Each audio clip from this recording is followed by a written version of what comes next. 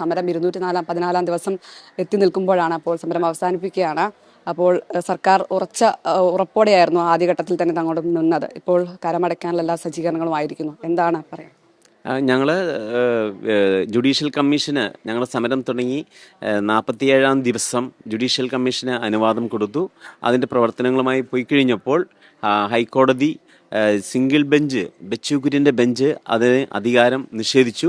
തുടർന്ന് writ appeal കൊടുത്തു. ആ റിട്ട് അപ്പീലിൽ അഡ്വക്കേറ്റ് ജോർജ് പൂന്തോട്ടം വഴി നടത്തിയ ആ കേസിൽ ഇത് വഖഫ് പ്രോപ്പർട്ടി അല്ല എന്ന് ശക്തമായി വാദിക്കുകയും ആ വാദം ഉത്തരവിറക്കുകയും ചെയ്തു. അതോടൊപ്പം തന്നെ ജുഡീഷ്യൽ കമ്മീഷന് പ്രവർത്തിക്കാനുള്ള അനുവാദവും കൊടുത്തിട്ടുണ്ട്. അതിനെതിരെ അപ്പീൽ പോയാൽ സുപ്രീം കോടതിയിൽ പോയാൽ കാവിയേറ്റ് ഓൾറെഡി കേരള സർക്കാർ ഫയൽ ചെയ്തിട്ടുണ്ട്. അപ്പോൾ അതിൻ്റെ അടിസ്ഥാനം ഞങ്ങളെ സംബന്ധിച്ചിടത്തോളം ഞങ്ങൾക്കൊരു കവിയറ്റ് കൊടുത്ത് ഇവിടുത്തെ താമസക്കാരായിട്ടുള്ള ആളുകൾ മുന്നോട്ട് പോവുകയാണെങ്കിൽ, കേസുമായിട്ട് സുപ്രീം കോടതിയിൽ പോവുകയാണെങ്കിൽ ഞങ്ങൾക്ക് ഏകദേശം ഞങ്ങൾ പറഞ്ഞപ്പോൾ ഇപ്പോൾ 15 ലക്ഷം 20 ലക്ഷമൊക്കെയാണ് ആവശ്യമായിട്ട് വരുന്നത്. അതിനുള്ള നിവൃത്തി ഞങ്ങൾക്കില്ല. ഞങ്ങൾ സാധാരണക്കാരാണ്. അതുകൊണ്ട് ഞങ്ങൾ സർക്കാരിൽ വിശ്വസിച്ച്, കേരള സംസ്ഥാന സർക്കാരിൽ, അത് ഇന്ന പാർട്ടിയെന്നില്ല, സർക്കാരിൽ വിശ്വസിച്ച് ഞങ്ങളുടെ പ്രശ്നങ്ങൾ തീർത്തു തരും എന്ന് ഉറപ്പായിട്ടും നിയമമന്ത്രിയും അതേപോലെ റവന്യൂ മന്ത്രിയും പറഞ്ഞിട്ടുണ്ട്.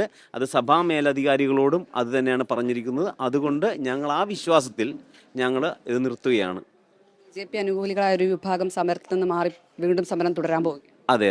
ആ BJP അനുകൂലികളായിട്ടുള്ള ആളുകൾ അത് പറ്റൂല, ഞങ്ങൾക്ക് പറ്റൂല എന്നും പറഞ്ഞിട്ട് അവരോടെ സമരം തുടരുകയാണ്.